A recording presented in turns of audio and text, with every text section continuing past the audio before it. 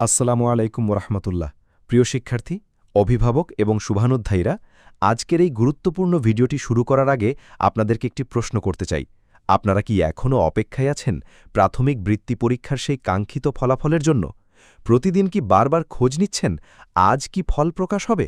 তাহলে আজকের ভিডিওটি আপনার জন্য অত্যন্ত গুরুত্বপূর্ণ, কারণ আজ আমরা তুলে ধরব এমন কিছু আপডেট যা জানার পর আপনি একদম ক্লিয়ার ধারণা পেয়ে যাবেন কেন বারবার পিছিয়ে যাচ্ছে ফল প্রকাশ, আদৌ কবে নাগাদ এই ফল প্রকাশ হতে পারে, ঈদুল আজহার আগেই কি পাওয়া যাবে সেই সুখবর, নাকি অপেক্ষা করতে হবে আরও দীর্ঘ সময়।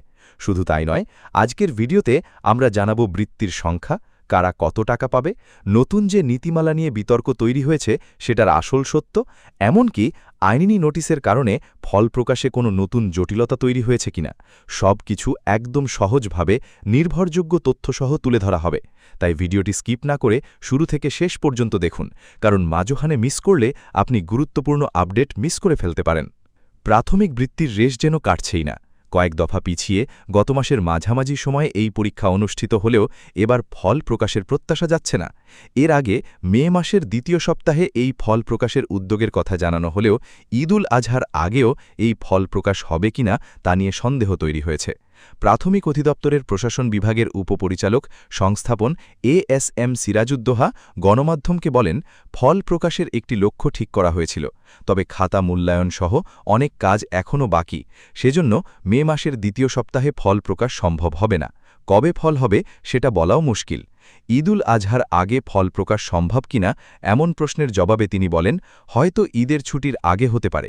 খাতা মূল্যায়ন, ফল তৈরির কাজগুলো সময় সাপেক্ষ, পরীক্ষার্থীও অনেক, সেজন্য বিষয়টি টাফ বা কষ্টসাধ্য।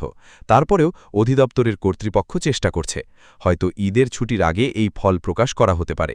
তথ্যমতে এবার মোট বৃত্তির সংখ্যা ৮২,৫০০, অর্থাৎ মেধাক্রম ও জেলা উপজেলা ভিত্তিক হিসেবে এ সংখ্যক শিক্ষার্থীকে বৃত্তি দেওয়া হবে। এর মধ্যে সরকারি প্রাথমিক বিদ্যালয়ের বৃত্তির সংখ্যা ৬৬,০০০ ও বেসরকারি প্রাথমিক বিদ্যালয়ের ১৬,৫০০ শিক্ষার্থীকে বৃত্তি দেওয়া হবে।